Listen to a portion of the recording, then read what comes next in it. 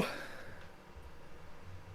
Okay. Hello and welcome to episode 1 of the Mashed Potato series. Today, I, Caleb, will be playing the role of host as I interview Jonathan as we explore the history of electric cars and what he thinks the future of them will be. Thank you for coming and watching, and I hope you enjoy this debut episode on the Mashed Potatoes channel. Now on with the rest of the episode. So, Jonathan, Yeah. uh Hello. It's good to be on here. it's great. I love it. Okay. First, Yeah. Yeah. first episode, we're here. Yes. Uh, the history of electric cars. Like where to even begin? I don't even know where to Well, start. Where you actually, want to start?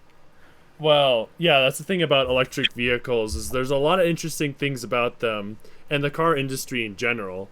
But I think one thing we should start on is the origin of the car itself. Okay.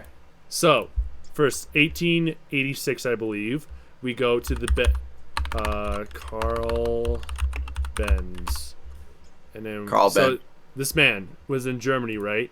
He was Nice. the man who created the first Mercedes-Benz vehicle. Ooh. And so this was in let me look at my notes. This was in 1886 by Carl Benz. And so Wow.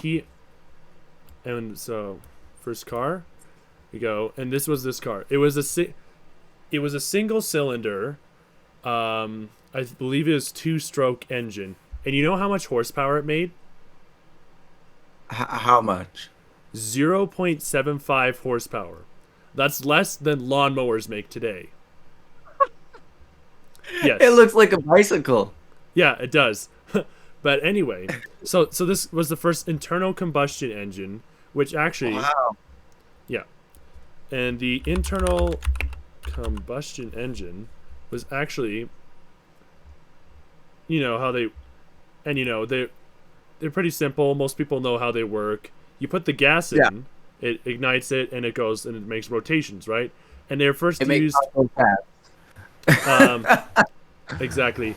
It makes Yeah. basically it uses explosions to help make force, right?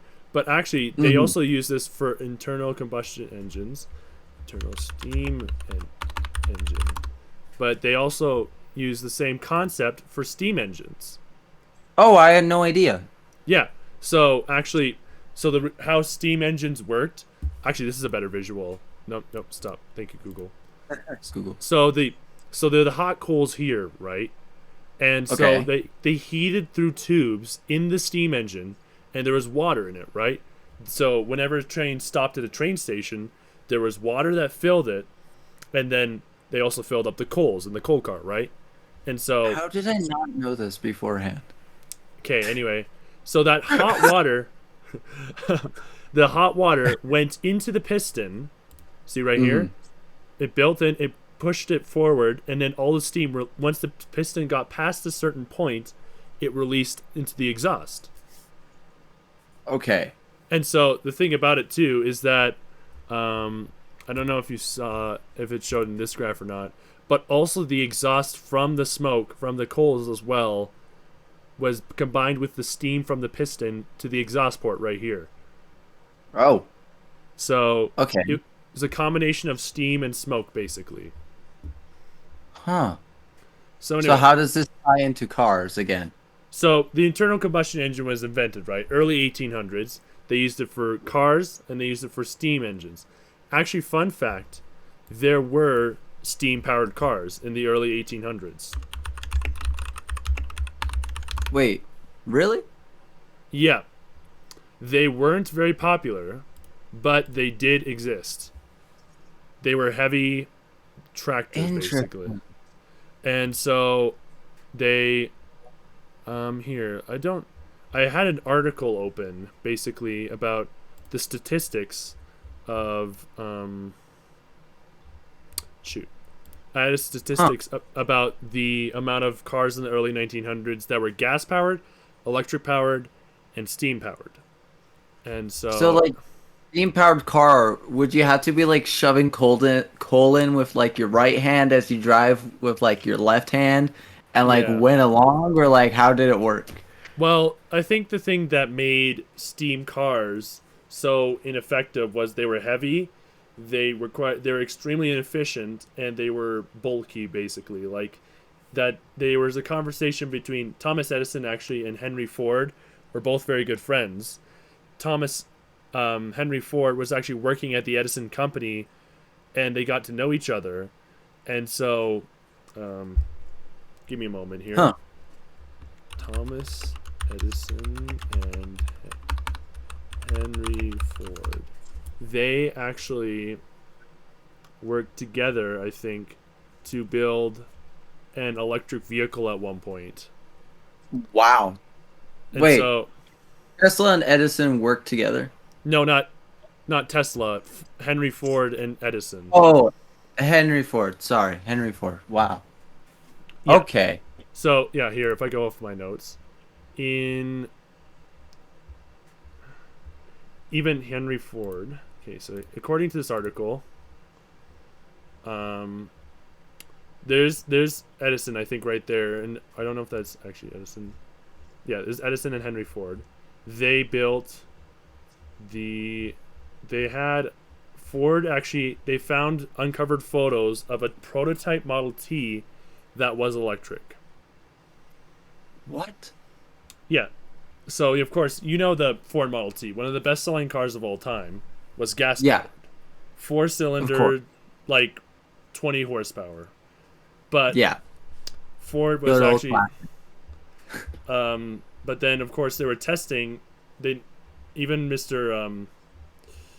Ford himself said within a year I hope we shall begin the manufacture of an electric automobile. I don't like to talk about things which are a year ahead, but I'm willing to tell you something of my plans.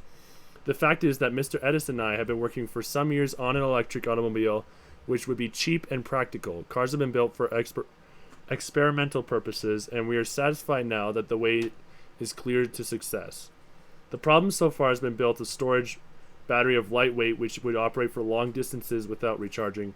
Mr. Edison has been experimenting with the battery for some time. And so, yeah. But they never released it, of course.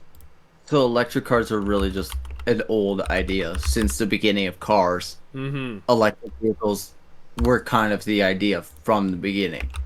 Well, I think the problem is, so actually if we go, not to this graph, so, according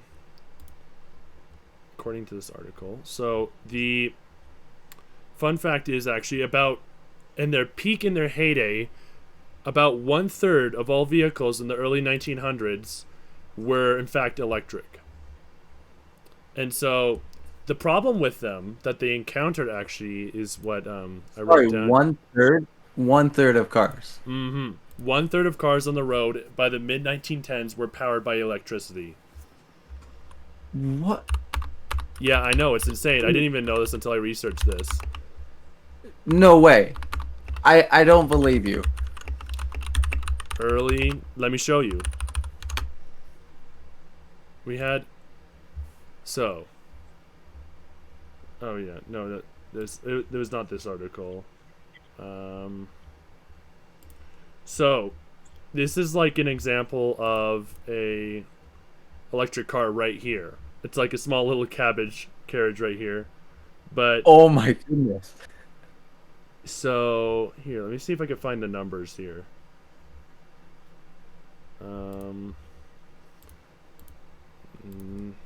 Number of electric vehicles in the 1910s.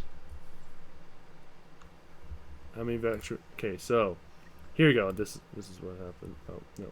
So by 1900, year 1900. Okay, this is before the Model T. There are 4,192 on the streets of the U.S. Steam cars accounted for 1,600 of these. 1,500 were electric, and 936 had internal combustion engines. Wait. So there was more electric vehicles than there were internal combustion engines. Mm-hmm. In the United States by 1900. Now, this is before the Model T, but What? yes. How And I did think they? How did they work well? So there's actually a couple factors to this, and kind of their downfall, I guess you could say. So one of the things is that the cost of electricity at that time was extremely cheap, cheaper than it is now, due to the fact that only a small percentage of people used electricity. Second Yeah. factor was the fact that most people, if you had to buy a car back then, you had to be wealthy because cars were very expensive back then, before the Model T, and so Yeah. they were quieter and they were slower than.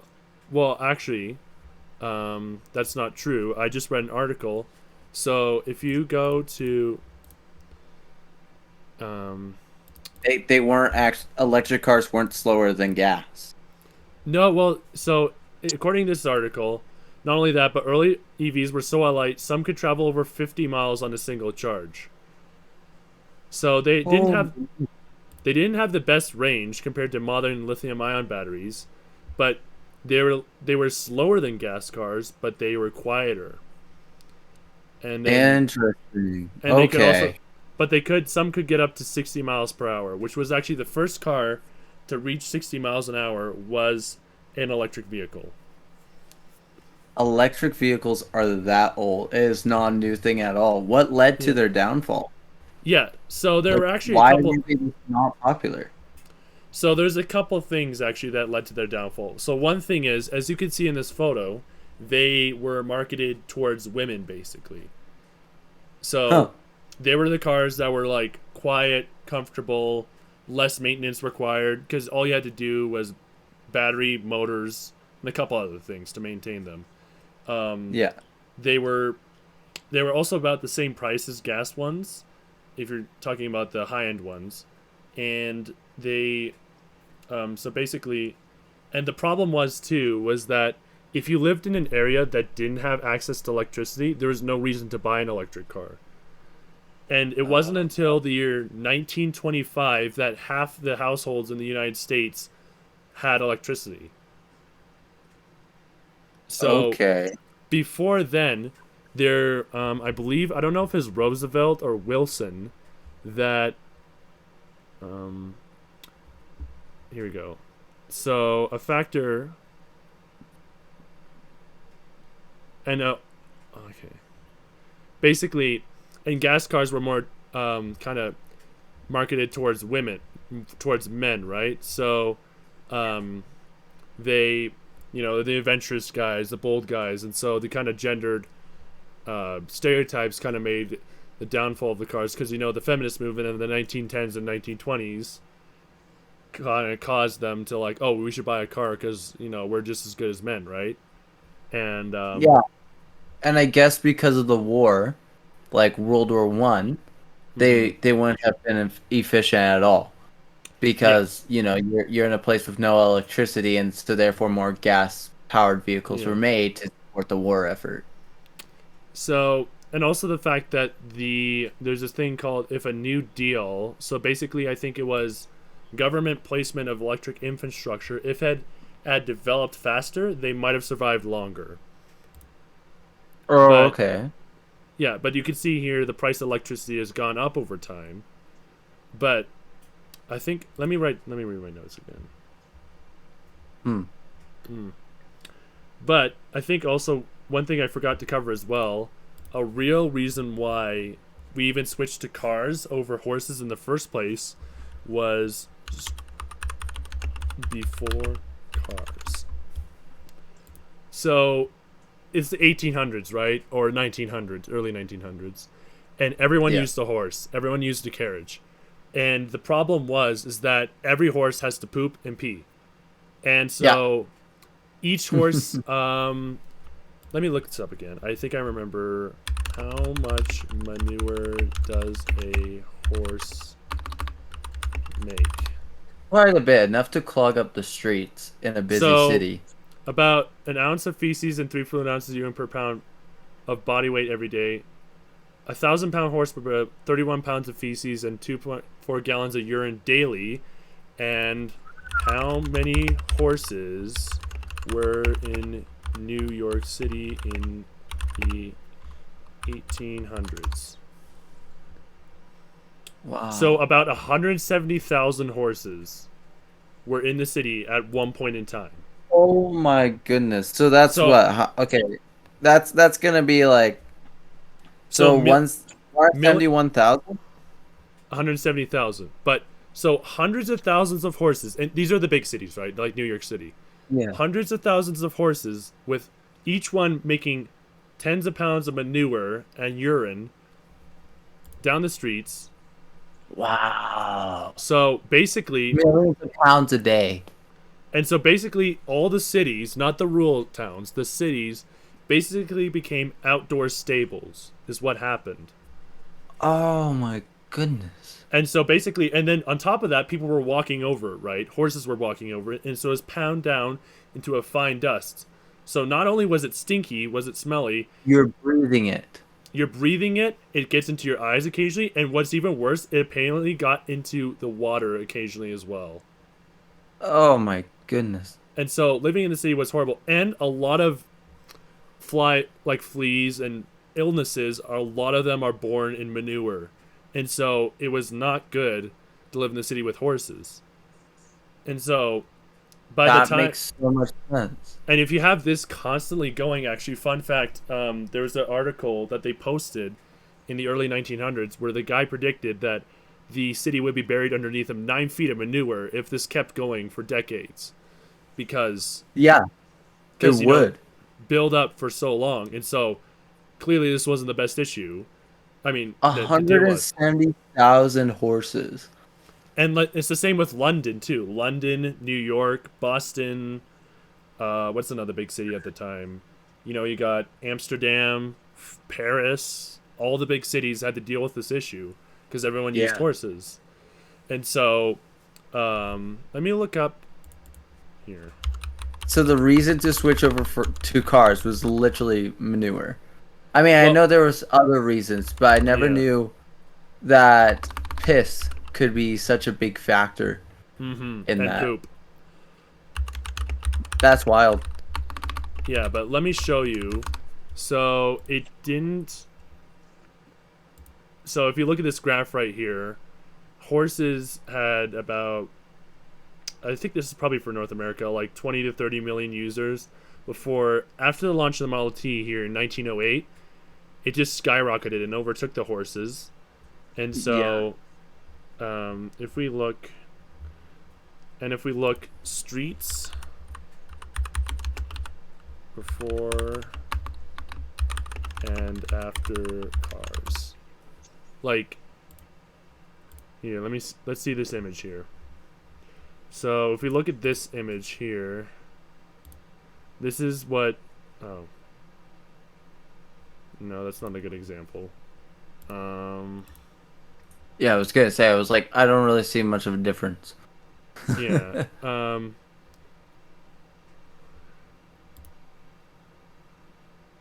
Yeah, well, it's like, because you could see, I could envision the idea of like there just being like crap everywhere.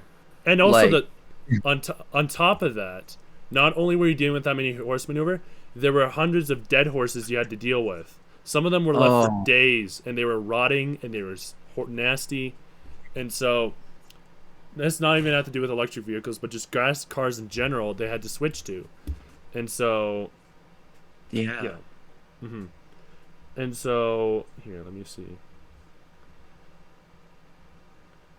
So they switched to gas and electric. hmm And then, of course, electric didn't do well because of, well, the many issues we stated before, right? You had hmm the the the cost of electricity, where electricity was, how available it was. hmm You said government advertising, right? Or government funding. No, rather the Uh, infrastructure for for electricity for people to charge the vehicles. yeah, yeah, the infrastructure didn't exist for it. So hmm that led to the downfall of them. And so when did electric vehicles like begin to rise again? Like why weren't they back in, say, like the 70s during maybe like the Mm. hippies movement? Like I would think like maybe during like the hippies movement there would have been a push for electric vehicles and there would have been the infrastructure for it. So why Mm. didn't electric cars I guess that's what I'm wondering is like why weren't electric cars reintroduced earlier? Like why did it take almost a century for them to kind of become popular again like they are today? Okay. So, one thing that's interesting, I'm glad you brought up that question, was the fact that back in the early 1900s, they used a different type of battery electricity technology than they do now. So, I believe it was, I don't know if it was a nickel iron or some type of other battery, but nowadays we use lithium ion, right? And so, Yeah. if here's an example. So, a Tesla Model S Plaid, right? We know those cars. Tesla. It has a Hmm. 75 kilowatt hour battery, and it costs in 2018. It costs around $7,300 to produce. Guess how much it cost to make in the early 90s, if you were to make the same battery. I don't know. Okay, wait, no, sorry. The Tesla Model S cost 13,000. If you were to build Yeah. that battery in 1991 with a lithium-ion battery, it would have cost $564,000 to make it back Oh. then. Why was it so expensive in the 90s? Because if you look at this graph right here, you could see the price of batteries has significantly decreased over the decades due to the Mm. fact manufacturing, resource extraction. Because I believe, here, let me look this up actually. When were lithium ion batteries invented? So it was actually a fairly new technology at the time. Was developed by Akira Yoshino in 1985.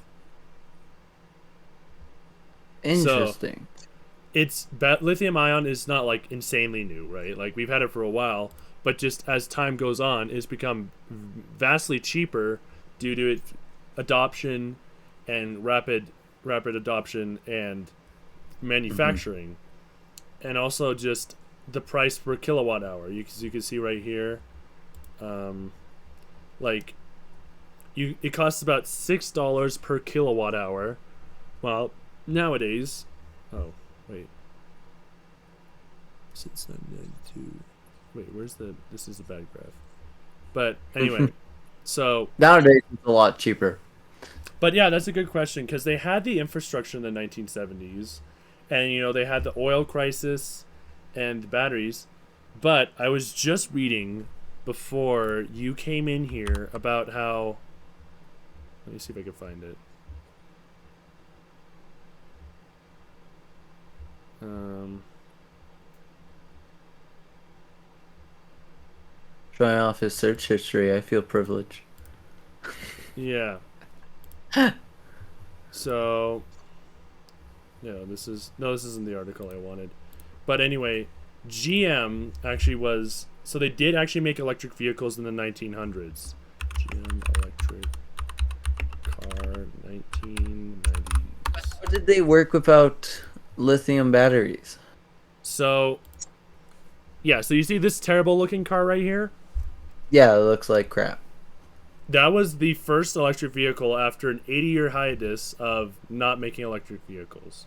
So it had about the reason why they did that actually is because of a California ruling that all vehicles had to be carbon free, percentage of their fleet had to be carbon neutral by this percentage by this year, this percentage by this year. Of course Um, it was California. and so, of course, they had to redo that. But so yeah, they created this one, the EV1, which had about 80 miles of range and could go 70, 80 miles an hour. But Wow. um, I think the problem was not only is the charging at home, but if you want to travel across the U.S., you need a charging network. And so Yeah. they faced the exact same problems they did back in the early 1900s. Which If is what Elon solved most recently, which is such a miracle, is the network he's created. There's Mhm. charging stations everywhere. And the funny thing is too, this thing used a lead acid battery pack, so they actually didn't use lithium ion for this one. Oh, okay. And so did they use lead acid like back in the early That's early what 20th century? they used lead acid for the I believe the early ones as well. But actually, the fun fact is of the day that I literally found here. Let's just see if I can. Why did it stop? Carl Benz, yeah. Oh, that's so weird. I don't remember where it went. But so basically, yeah. So basically, and so this car flopped, of course. Yeah. So they actually GM, what they did is they recalled all the cars and then sent them to the junkyard and destroyed them all. Really? Yep. And so they, Is there any left in the world, or are they just all trash? I don't actually know, but they basically used the money afterwards to campaign that electric vehicles were bad. And so now, Oh, smart for their brand, going against their own thing. mhm, well, going That against government regulation, they, Oh, because GM General Motors is a huge company, right? They own Buick, Chevy, GMC, of course, and what's another company they own? Cadillac, I Jeep. think. Don't they own also Jeep? Yeah, I think they own also Jeep. So they make all these cars, right? And so they were a big Mhm. target for the new legislation. And so, of course, then comes Tesla. With Of their, course, Tesla. everyone knows about Tesla now, but the Yeah, please. Roadster 2008. Do you know about the original Tesla Roadster? I know very little. I only know it by name.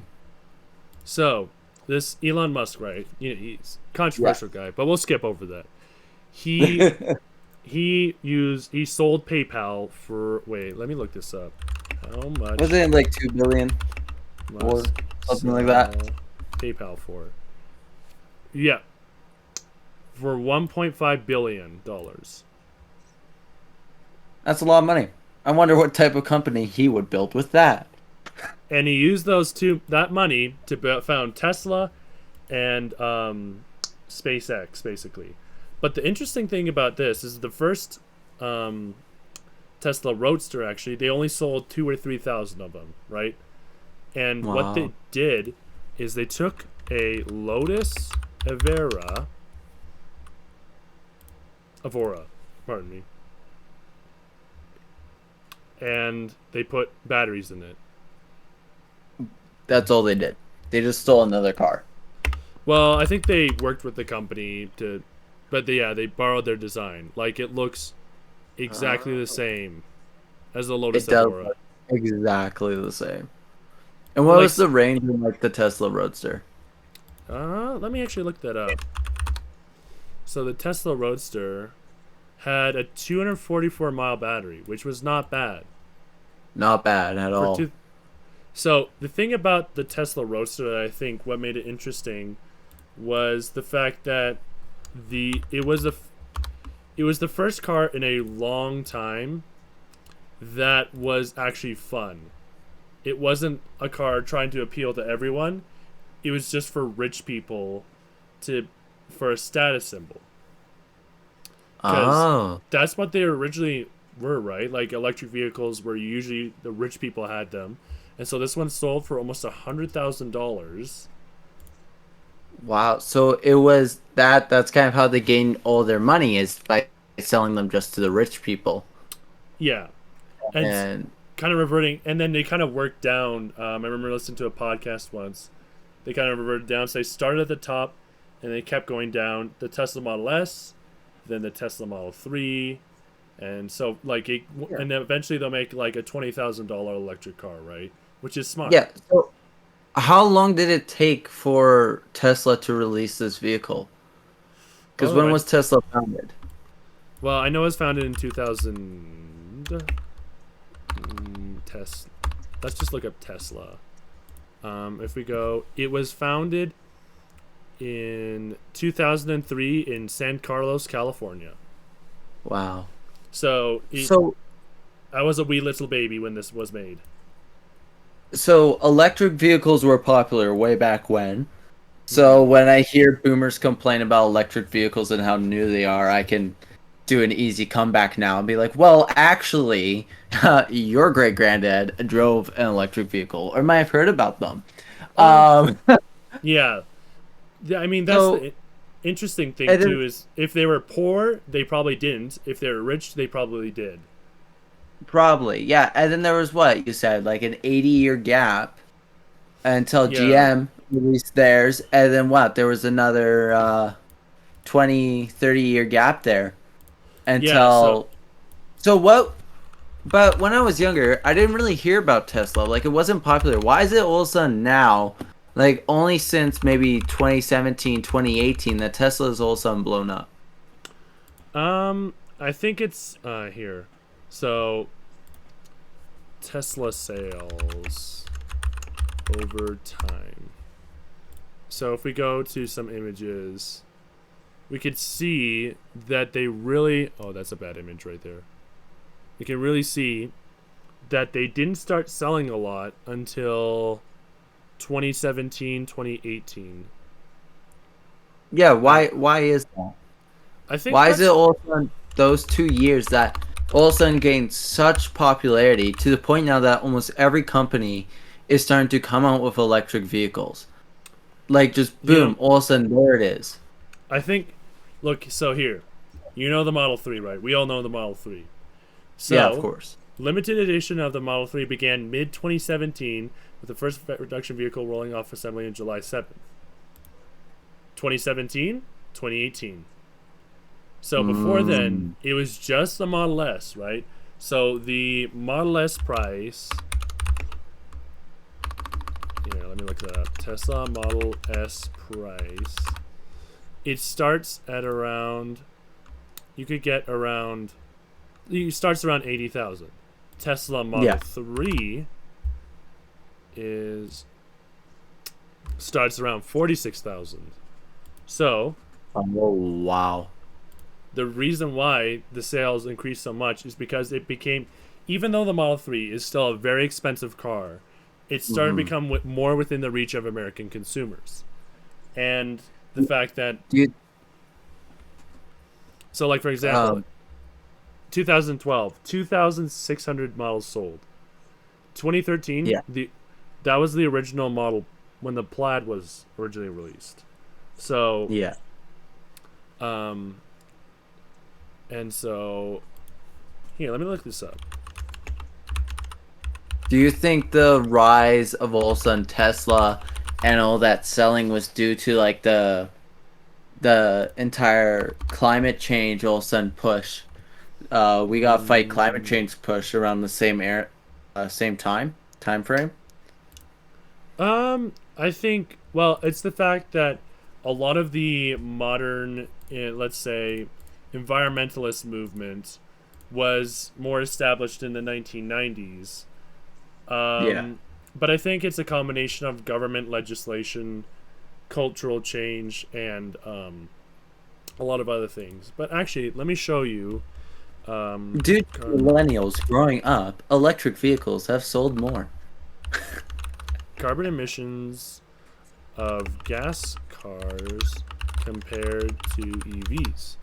So what's actually interesting, I don't know if this is the most accurate graph, but Yeah. Yeah. it's really depends. So the Tesla, right? Yeah. It they have carbon emissions when they start out, and they basically stay the same, grow a little bit, and so it really depends on how long you drive the vehicle. Obviously, a gas car is going to make more over time, but here, actually, was it this article? I don't know. So I think yeah, that is an argument I hear quite a bit is the factories to produce the lithium batteries create more pollution, but is that just in the short term? Like if you're looking at long-term effects, the electric cars can produce less in the end. yeah. Let me look this up. So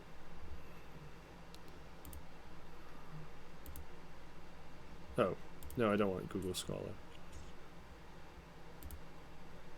Set of electro. Okay.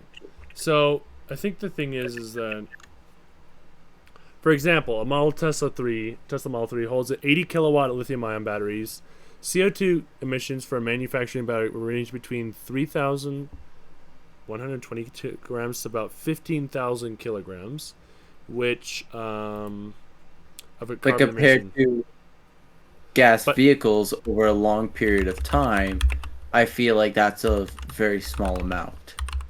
emissions come from cars. So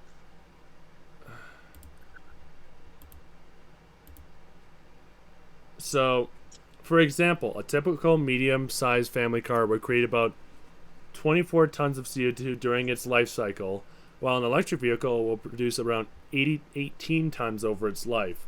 For a battery EV, 46 of its carbon footprint is generated at the factory before it has traveled a single mile.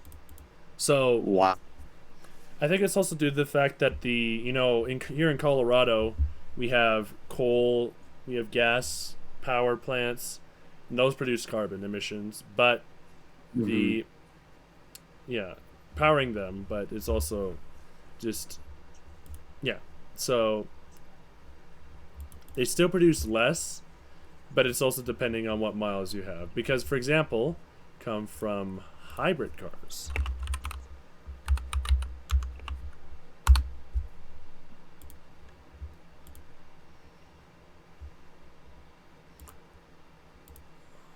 Good old hybrid cars.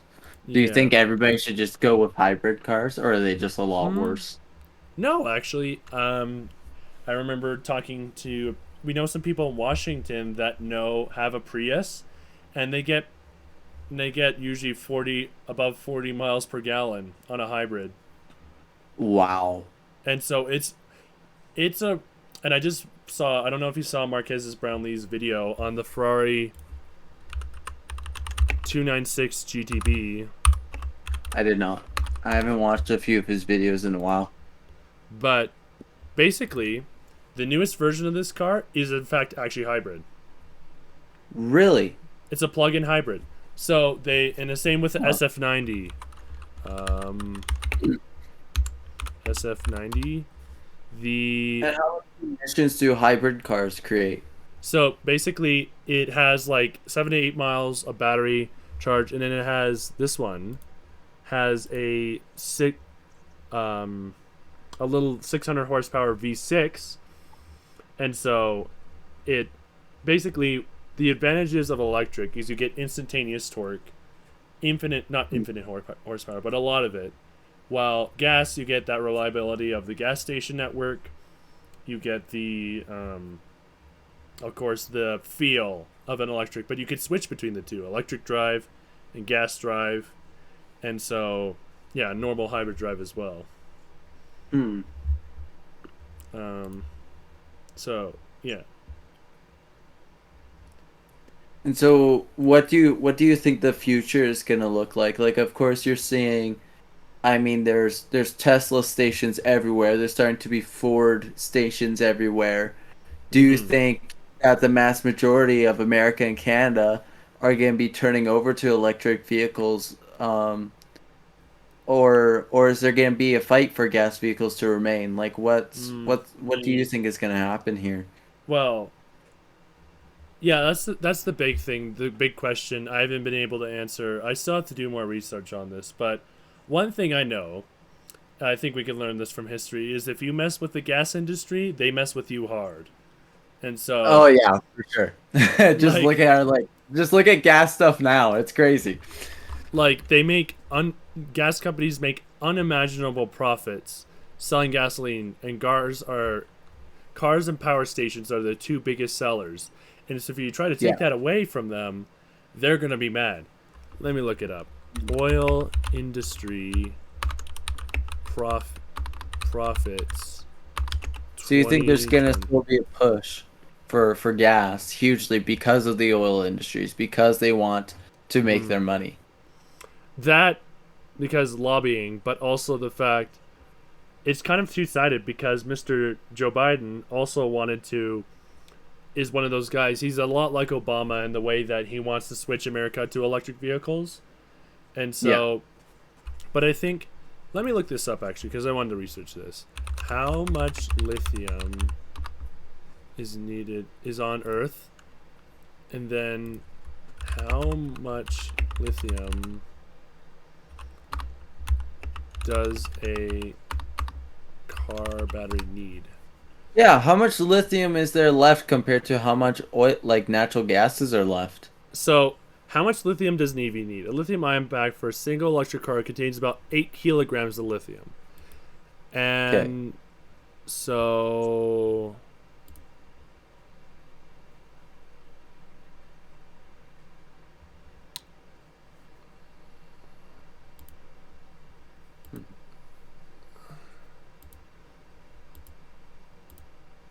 How about this? Let's look up how much cars can we produce with lithium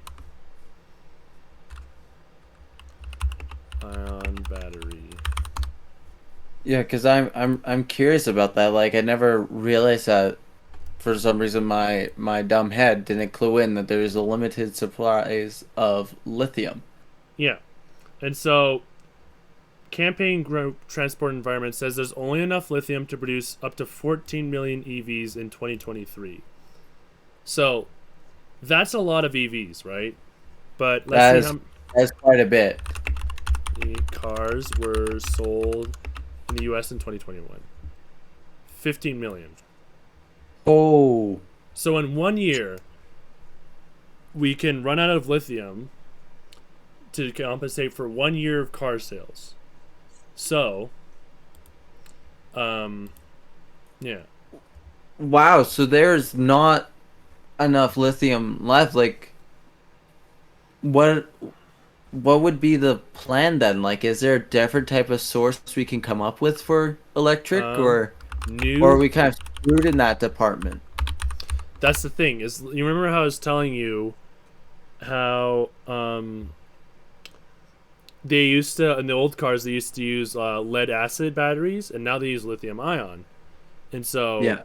of course, in 1985, I don't think lithium was a very commonly used material, and so they didn't really think about the long-term consequences of building cars with them. But battery technology, what is the newest battery technology? Materials. So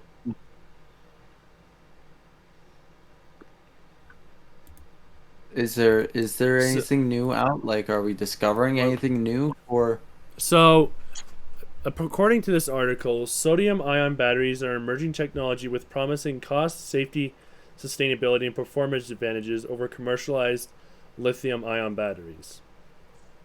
Hmm. And so, So sodium ion. That is so, interesting. so I think one of the things that will happen is we will either the price of the lithium ion will dramatically increase due to the fact that supply is very low, or manufacturers will find a way to make a new type of battery like the sodium ion and switch to that. Something that could charge faster, hold more capacity. Um, yeah, and I think it's also the fact that since how many cars do we have in the U.S. in 2022? There were in 2020 there were 286.9 million vehicles on the road in the U.S. And then, how many cars are electric in 2022? About plug-in and so hybrid and electric vehicles. About 3.5 million or 8% share. That's So nothing. yeah, a dramatically lower share than what it was in the early 1900s, and Yeah. the fact that we only have enough lithium to make that many cars left. So, I yeah, that's the thing. So while electric cars are great and there's a great push for them, it's just so You cut out there. Hello. We have a problem in our electric first. vehicles. You cut out there. Could you repeat that, please? You're just um like in third world countries or developing countries, there's not going to be a push for electric cars. So it's unrealistic to ever think that electric cars are going to take over Yeah. in any real sensible way. As great as they are and how many you see on the road constantly right now, it seems like every, I don't know, fifth car you see is a Tesla out there. It's there's no there's Hmm. no realistic, reasonable way for them to take over at the moment, unless, of course, a better, newer battery is produced that can produce way more. Hmm. That we can use other materials, and also the fact I haven't talked about this yet, but hydrogen cars are also a I, concept that are starting to become a thing. I don't know if you heard of those yet, a little bit. but yeah, it's I haven't done too much research for this either, but Toyota just announced a new, I think it was a hydrogen powered car. The problem is there's Hmm. not many places to fuel up, but you fuel it up with electric, and then it generates electricity to power the car, basically. And Yeah. so, actually, let me look it up. Toyota. So it's called the Toyota Mirai, and Interesting. And runs off of hydrogen. well, others. The average cost of hydrogen fuel is $16 per kilogram. Since the Mirai holds an average of 5 kilograms, you'd be paying $80. But how much does it cost? How much does? Uh, yeah, okay. So anyway, due to the fact that it's not a common fuel type, hydrogen's very expensive, of course, Yeah, especially it compared to just wouldn't be gasoline. worth it. Here actually, let me think, because I know it's the fact that after the demand went up in the 1910s after the Model T, is the fact that probably when demand went up, supply also went up. Because actually, fun fact, gasoline is a byproduct of kerosene, which was originally meant for lamps. Hmm. And so Interesting. they just threw it away, but then they realized they could use it to fuel cars. And so, price of gas after the Model T. So, also fun fact, before the I was researching actually gas stations over time, and before then you had to go into pharmacies and buy little cans to fuel them up. Pharmacies. Mm-hmm. You had to buy little That cans. Yeah. that is wild. Gas stations over time. So originally they were like handheld pumps, and you had to crank them to fuel the cars. But then they started eventually Yeah. becoming smarter and smarter over time. So they're computerized. They told you the price, and then you charged, and eventually, um, until the 1960s, um, they here. Yeah. So the modern gas station. We all know the modern gas station. Yeah, Um, of course. those weren't invented until 1964, when they could unlock them from the inside, basically, and wirelessly do them.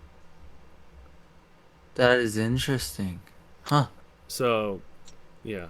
I I, I guess I'm kind of left with a question on my mind. Kind of a little bit of a different topic after. I mean, it so if we can clearly see that like maybe lithium's at a very like limited supply, why is Tesla building all these like gigafactories everywhere? Like these mm, massive scale factories to clearly go on for years. Wasn't there something about them being able to reuse the batteries and maybe mm. recharge them? Like I'm curious about that on that front if you Yeah, know anything that's the about that. problem. Is that I researched the past, but I didn't get to the present yet.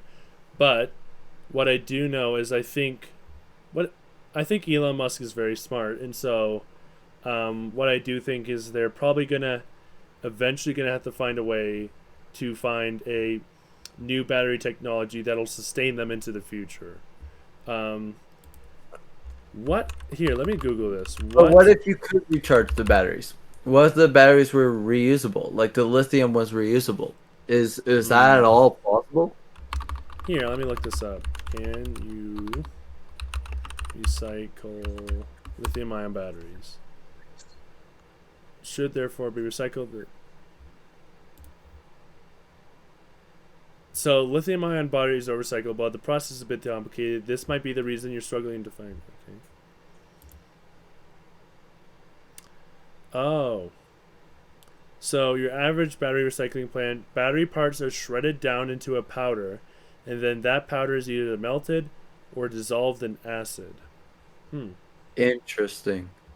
So it appears like they are recycled, but it's not the most here. Raw material It's not supply. reused. Yeah, not too much. What here? What will we use when lithium runs out? Kind of just finding out on the fly here. Yeah, might as well. Let's see here. Even though the price of lithium has surged more than tenfold over the past 2 years, there's enough capacity to meet anticipated demand until around 2025, potentially through 2023. If enough recycling operations come online, will the Earth ever... Oh, that's weird. Huh. Because lithium's not an infinite resource. In fact, according to Kipping, once EVs dominate the car market, there are about 70 years worth of lithium until the identified global reserves are themselves depleted. Let me look this up. So there's not an exact number for how much is left. Yeah, I think the big problem is, though, if we look where in the world a lot of the lithium is. So there's a lot in... If we open this image in a new tab, and then you can see here, there's some in the United States, but there's a lot in Australia. Australia is a big place for it. China, some in Zimbabwe, but a crazy thing is there's a lot in South America. Argentina, Chile, Brazil, I think a bit in Venezuela too. So that could be a big market opportunity for those countries. Because I haven't heard of much lithium mining going on in South America. Yes, because look at this. Reserves, 9.2 million megatons. 9.6. And Argentina, 9... This is weird. Anyway, basically... So... But the problem is these are very underdeveloped countries. Well, not extremely undeveloped. I don't know about Argentina and Chile, but I know Brazil is. And so it's dependent on governments and, kind of the infrastructure in place already. I think is the problem. But Australia's because Australia definitely has a big production, as you can see here on the purple bar, of lithium ion. Chile is probably second most, and Brazil is, like you can see here, it has a small reserves, but it's the decent amount of production. But then Argentina, so yeah, I don't. There's still quite a bit of lithium left. Mm-hmm. I mean, if it is anywhere between 10 and 70 years, I mean that's enough time to come up with something new or find a way for something else to come along. But then again, you solve the problem of gas companies fighting for gas vehicles. So in that regard, I don't know how well electric vehicles will take over. Yeah. So it seems like a lot of these things are saying that sodium metal will be the next battery technology. And so looking into the future, it is kind of murky. Like, we don't know what's going to happen. We don't. But one thing is, looking from the past, is we had a good reason to switch from horses to cars. Cars went further, they went faster eventually, and they solved the manure problem. I think switching from gas to electric vehicles will be a little bit more of a tricky situation. Because right now there's not much of a need for them. Like, I mean, there's a need, but you look at everything and you're kind of considering, you're like, there just isn't a need besides a want. It's more of like a want of the people rather than Well, they need, I think right? it's the problem of there are advantages, but they aren't nearly as clear as horses over cars. I Yeah. mean, cars over horses. And it's like for you, like you said earlier, the environmentalist movement has definitely pushed them a lot. But looking at the reality of them, the main advantages I can think of are they're quieter, they're easier to maintain, and Mhm. that's about it. Gas cars do everything we need them to do. They they're pretty quiet nowadays. They are pretty they could go pretty far nowadays. They're pretty efficient nowadays with modern technology. Even hybrids are doing pretty well. Um, Mhm. and so I I think and also the fact that electric vehicles are expensive right now. They're starting to become cheaper due to competition, but still, Yeah. you can't find one under $40,000, a new one. True. And It so, is. It is something like, I think the only big push for them would be, is if gas were to keep rising in price and electricity somehow got cheaper, that would definitely create the biggest shift over. Because right now it is cheaper, fuel wise, to have an electric vehicle, but it also but costs. Yeah, sorry. the biggest push would be is if gas prices just kept rising and electric just got cheaper and cheaper and the cars got cheaper, right? It's also the fact that we're also having an issue of electricity production because actually here in the very state of Colorado, we had a huge snowstorm, like 15 inches of snow, and of course, not all Coloradans are ready for that, and so they were using so much electricity, we actually had a blackout. Elec Really? Electricity, it was gone for like 8 hours, and Texas had this problem last year too, or was it 2020, Interesting. where the snow came and the electricity just went out. And so I think it's also the problem of 1920s, 1910s, there were very few users of electricity. Now every like 95% of the population uses electricity or more. Yeah, And so and it's a lot when they do like and that so percentage is a lot. and I think I really like Donald Trump's approach where he said just make as much energy as you can. We want to be exporters of energy. And so that's why I Yeah. think Joe Biden, in my personal opinion, is not the best for that because even if you're not using gasoline to fuel electric cars, you still need them to make electricity. And so shutting down pipelines, stopping new oil permits is not a good thing to do at all. That is the dumb move to make. If you want to move to green energy, we should try looking into nuclear, possibly solar, tidal energy. We should look into all these other things, but I think trying to stop carbon emissions by just shutting down oil places is not a good thing because it makes it more expensive for the average American and it doesn't help anyone but your own goals.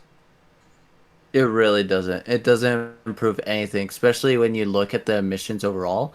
I mean, one thing that is clearly obvious that people aren't really cluing into, if you want to build a better future, you have to build a better present now. Yes. And you have to focus on the present now. And so, Otherwise, the people, if you're giving them not what they need, they're not gonna build a better future. The average person is not gonna build a better future. They're not gonna raise their children to build a better future. You have to build the present to be able to build the future, for the future to be better. I think we're too future orientated in both Canada and America that we're not cluing into to what we need now. I think it's also the problem of having a pipeline saves so much carbon emissions because now you don't have to ship the gas. You just send it straight through the pipe. Now Yeah. you have to ship And the problem is too is we now have a diesel. Let me look this up. Diesel fuel crisis.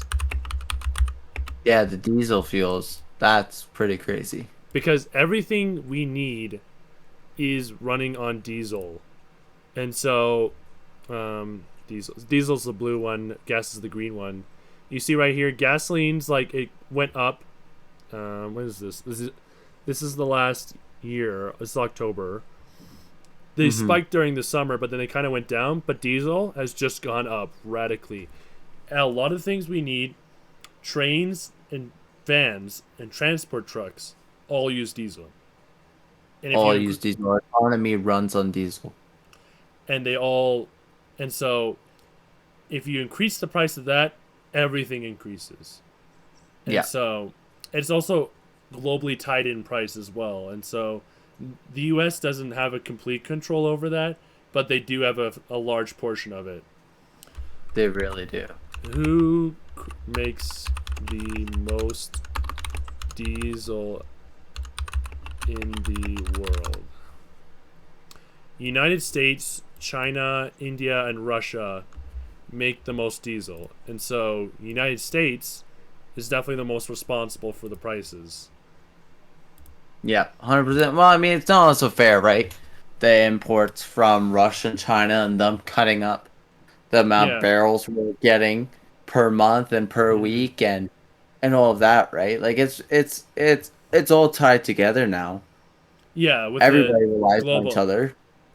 But I think with recent Russian sanctions, that's also not helped as well due to the Ukraine Yeah. war. And so, but I mean, I heard a fact that apparently we get like 9% of our gas from Russia before we cut it down. So I don't know how much they affect it, but you know, Mm. anyway, but China definitely as well. But I mean, you have to Yeah. ship them over the Pacific Ocean. But anyway, it's Mm. just I don't know if these diesel prices will make people switch to electric, but I think it it's- already is. It definitely already is. You go to any major city, and you'll notice almost like a core of the cars are electric. I see electric almost everywhere, all the time when Yeah. I'm driving. It is causing people to switch Okay. over.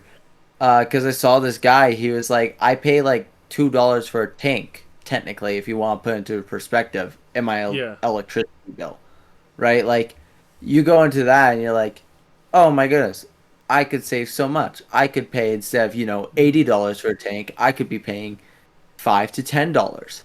Yeah, Um, exactly. and it's And just in that regard is so much better.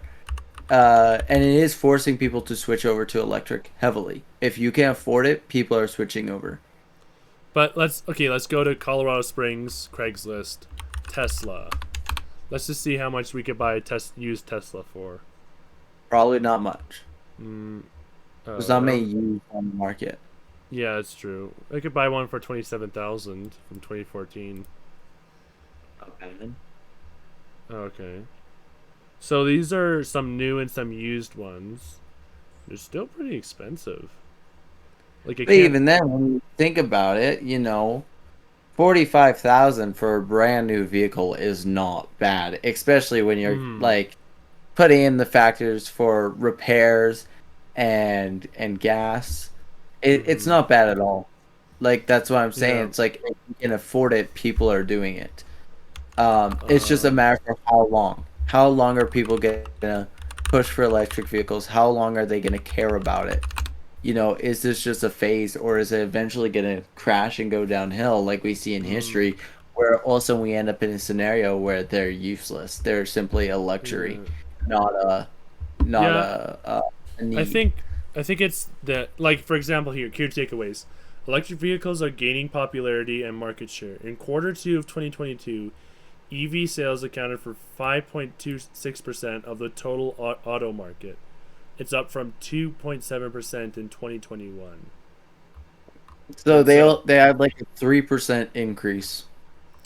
Yeah, which is a pretty good increase, but I don't think it's enough, because 5%, imagine 100 cars in front of you, and then 5 of them are electric. That's still a very small amount. True, but considering how new they are in popularity, Well, quote like, unquote new. well, go new. Well, if you think about it, like Tesla really in popularity, what was it? Their first like big car to really pop off, that's 2017. That's only 5 years old, almost 6 years old at this rate. And you already in 6 years almost have like 5% of sales in electric vehicles, right? Yeah, It put in that perspective, 6 years you have 5% of sales. That's insane. yeah. How do you do that? I think the problem is too is that California banned the sale of powered cars by 2035, and so I mean, like I told you earlier, how they made that legislation for electric vehicles and that flopped. So we don't know if Yeah, this will flop, but I think the difference between this one is this one gave automakers plenty of time, but that one was like in a few years. So yeah. I think it's really interesting just looking at regions and where you're going because you're like, oh yeah, yeah. California. You're not in most populated areas of California. You're not dealing with freezing freaking cold in the winters, right? Yes, electric car. It's also the fact that it takes, depending on the speed of your charger, it usually at the best takes about 30 minutes to fully recharge your car, compared to a gas, which takes about like maybe 2 minutes to refill your car. So 2 minutes or so, you're good to go. Yeah. I think like for example, like I showed you that graph earlier, right? The price of batteries, and so I think one thing that needs to happen, two things that needs to happen actually. We need a Ford Model T of electric vehicles.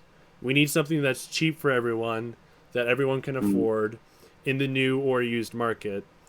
Secondly, we need a battery technology in order to charge quickly. Like in 5 minutes, I think that would make it worth it. yeah. Because, for example, I don't know, first wireless cell phone. But quickly, if you think about it, like 30 minutes ain't that bad. Say if you're on a road trip, by the time it takes you to poop and grab food and Yeah. whatnot, that's But 30 minutes, right? But that's also the fact that that's like the fastest chargers, like 350 kilowatt hours. If you get True. like 100 ones, you might take like an hour and a half. Fun fact, actually, this is the first cell phone ever invented, 1973. It's a Yeah. brick. This It's just phone, this phone took 8 hours to charge and lasted 30 minutes on a single charge. that is wild. And so, if you apply the same thing to modern EVs, if you get better battery tech, it'll charge quicker, it'll last longer. Same thing with the True. iPhone. Like if you look at iPhone charging times over the years, let's see. As Um, that has improved, sales have probably improved as well, right? yeah, here. See this graph right Also, here. like that's many factors. That's the popularity of smartphones rising and better technology being implemented in all areas, not just battery. Mm-hmm. Um, Here you go. iPhone 2G versus iPhone 14 charging times. Um, Here, let's look up. How long did it take to charge an iPhone? Wow, 2G.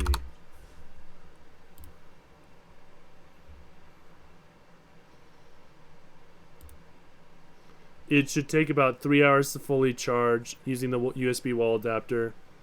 So the first ones that took about 3 hours, right? Wow. Phones what? iPhone 30 minutes? 14 charging time 20 watt. Let's see 20 watt charger. It takes you so it takes around an hour to fully charge. And the battery life on the iPhone 14 is insane. Yeah, that's a big battery. You're getting a far bigger battery. You're powering a lot more, and that's not 8 hours compared to the first cell phone. Yeah, actually, here, let me open my Mac Tracker app. This is perfect for this. This is Um, perfect. we got iPhone 2G, and should we can we compare? Yeah, here we go. Here, let's see. Go to general. So, oh shoot, does it have chip and memory connections, power? So, if we go to connections, you can see the battery was 1400 milliamp hours compared to 3279. So the battery increased about 3 times, My goodness.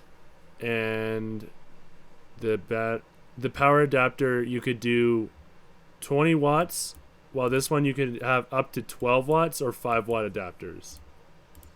Oh my And goodness, that's wild. look at this. Look at this tiny little screen compared to this big screen right here. You It got is wild. So two really, cameras, Face ID, everything. It's just monumentally different. so fundamentally, in any technology, anything wise, anything like that, Hmm. um, you have to improve it for it to be better. And really, there hasn't been much improvement on gas-powered vehicles in a long time. Like Like the there isn't past, really. like the first 30 years of gas cars was major radical improvement. The last 30 years Yeah, of cars, there's been minor improvements, comfort to life, but that's about it. nothing radical, right? And I think that could be a huge factor is new technology, excitement, right? Hmm. Something new is what would drive people to buy, right? So as electric cars become better, they can drive for longer distances, they can charge faster, they implement new stuff.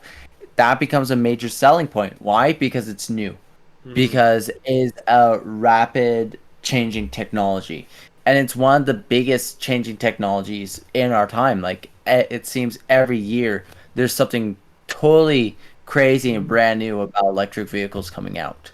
Yes. um, Final so point. it's really more of the future of who's going to really improve the fastest and do better, and what's Hmm. going to be the most convenient and efficient thing in 10 years, right? And it's what also what is going to be the most efficient thing? exactly. And I think Tesla's kind of leading the charge, or kind of kicked everyone in the butt with that lead. 100%. They definitely did. Hmm. Yeah, And also, fun fact: by 1900, electric cars were so popular that in New York City they had a fleet of electric taxis. that's just wild. All Hmm. this considered of just the history of electric vehicles and it now and just the rise of it and where it could possibly go. Um, Because another thing is a big war could break out where electric vehicles aren't convenient at all, and that could totally just crash it again, unless they could find a way where electric vehicles could be more convenient and more. Right? You got things like that. Like you don't know, hmm. but right now, if we stay at a current pace for the next 10 years, electric cars could definitely be the takeover. They knock gas companies in the butt. Hmm. uh, but then again, how hard are gas companies gonna fight? Are they gonna fight hard for improvement, or are they gonna do more? But you already see like big companies like Ford and Toyota already going over to De- electric and trying to fight in that market more. and hybrids as well, which is very And important. I think, yeah, from everything you've said, the one that convinced me the most, it was so brief, but hybrids really seem like, if anything, hybrids are gonna be like the biggest Yeah, seller. I they've almost feel been like, 'cause slow, but they've been gradual over the years. Like, let me look this up actually. it's just more Uh, convenient to have a hybrid car in a way. Like it's you go for a longer distance, you save more money on fuel. hmm. The So only problem is they're more expensive, are they not? actually, no. Okay, how about this? Let's do a fun little shopping trip. Let's go visit Toyota's website. Let's go buy a new Prius, shall we? Let's go.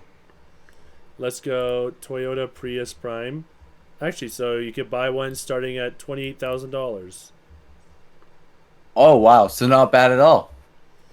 and we could spec it up, of course. But $30,000 is a cheaper than a Tesla Model 3, and you could plug it in, but you could also fuel it up, get 40, 50 miles a gallon. It's got the gas network that the Tesla doesn't have. It has the efficiency. You save a lot of money, and so yeah. Yeah, I And they've been think yeah. So anyway, electric cars definitely. I mean, hybrid cars could definitely be it if they're pushed, but they're not really pushed at the moment, which kind of sucks. Um, so like I said earlier, going back to what I said, the kind of final blow to electric vehicles and what stopped it was the Model T. The fact that they were cheap and everyone could afford them kind of just destroyed them. By 1912, a gas car cost only $655, while the electric roadster sold for $1,700. And wow. so almost 3 times the price. And so only rich people could afford them. Oh. And since everyone was switching to gas, and the network wasn't as good, and gas stations were becoming more of a thing. And by 1935, electric vehicles had all but disappeared from the road. So the thing that would make electric vehicles better is cheaper, faster, better. Actually, Caleb, that's a fun fact. You were asking earlier about the movement of the 70s and the hippies. I just found out. In 1976, Congress passed the Electric and Hybrid Vehicle Research, Development, and Demonstration Act to support research and development in electric and hybrid vehicles. Huh. But even the electric cars in the 1970s still lagged behind their predecessors. Many topped out at 45 miles per hour and could only drive 40 miles. So we got a little electric car here. So they did exist. Did get a little in the 70s. We just missed it. Yeah, they didn't cover it in my research because they were practically insignificant. It's probably a fraction of the market of sales that electric vehicles Probably. had then. It's so small. It's But like, there was something I thought there would be with the hippies movement. I'm like, that makes sense. But it was not that good, as you can see right here. 40-mile range. It's like a commute car at that point. It's not an actual car. No, it's not. Anyway. Wow. So. Anyways, that's electric vehicles. Yeah, those are electric vehicles. I guess we should wrap it up here. Yeah, we should. Long episode, but there's a lot more to say about them, but I think I covered all I wanted to say and think about them. So yeah, I think you did. I think you gave a good overview of history. We discussed our thoughts a little bit on the future of it, where they could possibly go, and I mean, yeah, I think there's also a lot of improvements we could do for our channel and whatnot. But otherwise, this was really fun, and I enjoyed it. Yeah. I think it's really. And I learned a lot. I actually did not know that much about electric vehicles or the history of cars. So that was really interesting. I learned a lot too through this research. But one thing is that the future is exciting, and we'll get to see it unfold as it happens. And we're living an exciting time right now.